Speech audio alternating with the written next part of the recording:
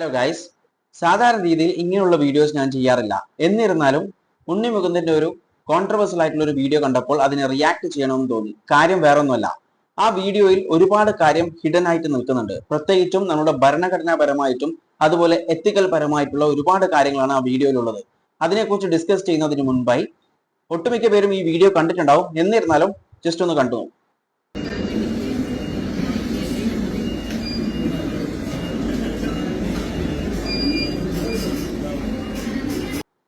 ഈ ഒരു video social മീഡിയയിൽ വന്നതോടുകൂടി ഒരുപാട് പോസിറ്റീവ് കമന്റ്സും ഒരുപാട് നെഗറ്റീവ് കമന്റ്സും വന്നുകൊണ്ടിരിക്കുന്നുണ്ട്.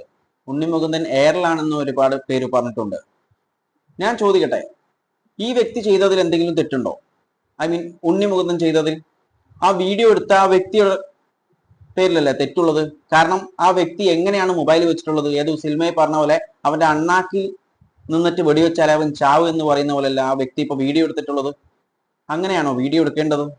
ഉണ്ണി മുകുന്ദന്റെ ഒരുപാട് വീഡിയോസ് നമ്മൾ കാണാറുണ്ട്. അതിലൊക്കെ ആരാധകരെ പരമാവധി റെസ്പെക്ട് ചെയ്യുന്ന ഒരാളാണ്. അവരെ പരമാവധി കെയർ ചെയ്ത്, അല്ലെങ്കിൽ ഫോട്ടോ എടുക്കണേ ഫോട്ടോ എടുത്ത്, ഓട്ടോഗ്രാഫ് കൊടുക്കണേ ഓട്ടോഗ്രാഫ് കൊടുത്ത്, അങ്ങനെയുള്ള കാര്യങ്ങളൊക്കെ ചെയ്തിട്ട് പോകുന്ന ഒരു വ്യക്തിയാണ്. ഒരുപക്ഷെ അത് ആക്ടിങ് ആയിരിക്കാം, കാരണം ആരാധകരെ കയ്യിലെടുക്കാൻ വേണ്ടിയിട്ടുള്ള ഒരു കാര്യമായിരിക്കാം, അല്ലെങ്കിൽ എല്ലാതെയുമായിരിക്കാം. അത് ആ വ്യക്തിയുടെ പേഴ്സണൽ ആയിട്ടുള്ള ഒരു കാര്യമാണ്. അതിൽ നമ്മൾ ഇടപെടേണ്ട ആവശ്യമില്ല. അതെന്തുമാവട്ടെ, പക്ഷെങ്കിൽ റെസ്പെക്ട് കൊടുത്തിട്ട് തന്നെയാണ് ചെയ്യാറ്. ഇപ്പൊ നമ്മൾ ഈ കണ്ട വീഡിയോ കഴിഞ്ഞ പാടെ തന്നെ, ഏതാനും സെക്കൻഡുകൾ കഴിഞ്ഞ പാടെ തന്നെ ഉണ്ണി മുകുന്ദൻ ചെയ്ത ഒരു കാര്യം അത് കണ്ടോ?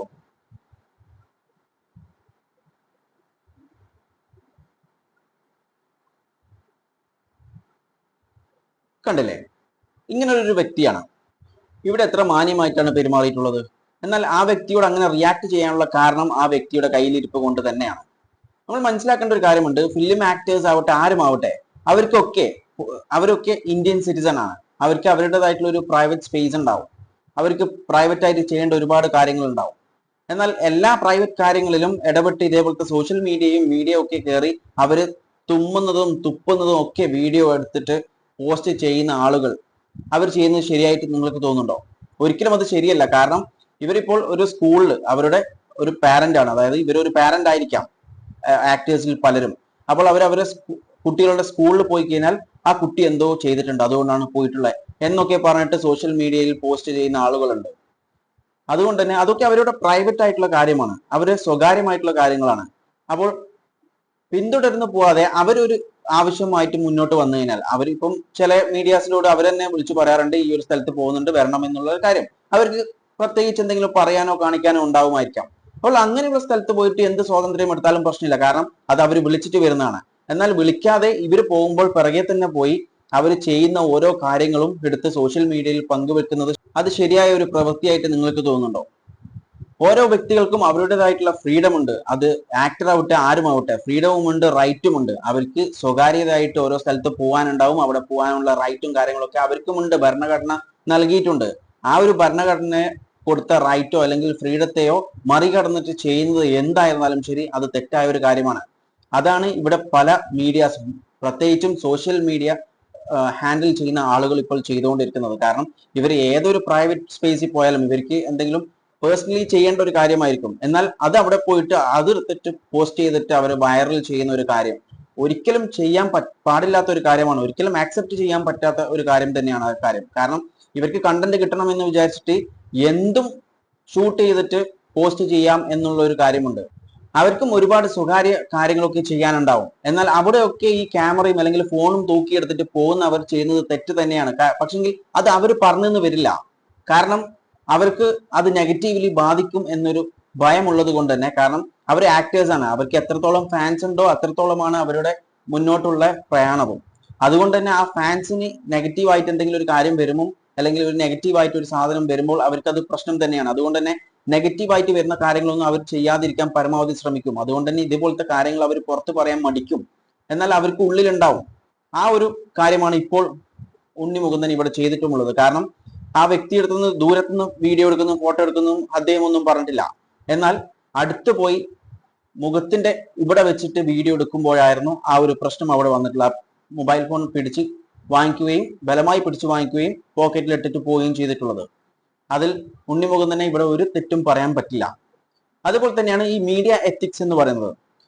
ഈ മീഡിയ എത്തിക്സ് എന്ന് പറയുന്നത് വെറും ന്യൂസ് ചാനലിനും അങ്ങനെയുള്ള ചാനലിനും വേണ്ടി മാത്രമുള്ളതല്ല. ഈ മീഡിയ എത്തിക്സ് എന്ന് പറയുന്നത്, മീഡിയ എത്തിക്സ് എന്ന് പറയുന്നത് സോഷ്യൽ മീഡിയ ഹാൻഡ്ലേഴ്സിനും കൂടി ഉള്ളത് തന്നെയാണ്. കാരണം അവരും ഫോളോ ചെയ്യേണ്ട കുറച്ച് എത്തിക്സ് ഉണ്ട്.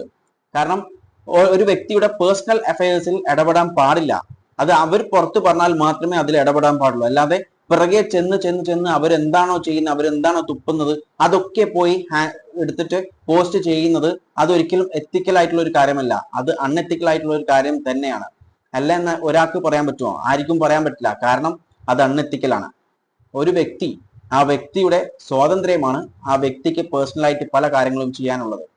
എന്നാൽ ആ ഒരു കാര്യത്തെ ഹനിച്ചുകൊണ്ടാണ് ഇതുപോലത്തെ സോഷ്യൽ മീഡിയ ഹാൻഡ്ലേഴ്സ് ഇപ്പോൾ എന്ത് ചെയ്യുന്നത്, ഇങ്ങനെയുള്ള വീഡിയോസ്, അതായത് എല്ലാ ആക്ടേഴ്സിനും, ഒട്ടുമിക്ക ആക്ടേഴ്സിന്റെ പിറകെ പോയിട്ട് അവർ എന്താ ചെയ്യുന്നതെന്ന് നോക്കിയിട്ട് അതൊക്കെ എടുത്തിട്ട് പോസ്റ്റ് ചെയ്യാം.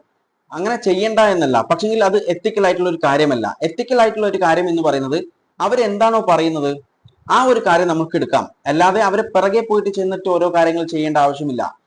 നിങ്ങൾ മനസ്സിലാക്കേണ്ട ഒരു കാര്യമുണ്ട്. ഈ രാജ്യത്ത്, നമ്മുടെ സമൂഹത്തിൽ ഒരുപാട് പ്രശ്നങ്ങളുണ്ട്. ആ പ്രശ്നങ്ങളെ കുറിച്ച് ഡിസ്കസ് ചെയ്യാൻ ശ്രമിക്കുക. ഇവിടെ ഒരുപാട് പ്രശ്നങ്ങളാണ്. പോവേർട്ടി, അൺഎംപ്ലോയ്മെന്റ്, കറപ്ഷൻ, അങ്ങനെ ഒരുപാട് ഇഷ്യൂസ് നമ്മുടെ സൊസൈറ്റിയിലുണ്ട്. പക്ഷെങ്കിൽ ആളുകളൊക്കെ ഓടുന്നത് ഇതുപോലത്തുള്ള എന്റർടൈൻമെന്റ് ന്യൂസിലാണ്. അതിന്റെ പിറകെ പോകണ്ട എന്നല്ല, പക്ഷെങ്കിൽ നമ്മുടെ സമൂഹം ഇപ്പോൾ അനുഭവിക്കുന്ന ഒരുപാട് പ്രശ്നങ്ങളുണ്ട്. ആ പ്രശ്നങ്ങൾ ഇടപെടുക, അതിനെക്കുറിച്ച് സംസാരിക്കുക, അതിനുശേഷം അതിന്റെ സൊല്യൂഷൻസ് കണ്ടെത്താൻ വേണ്ടിയിട്ട് പ്രയത്നിക്കുക. അതൊക്കെയാണ് ചെയ്യേണ്ടത്.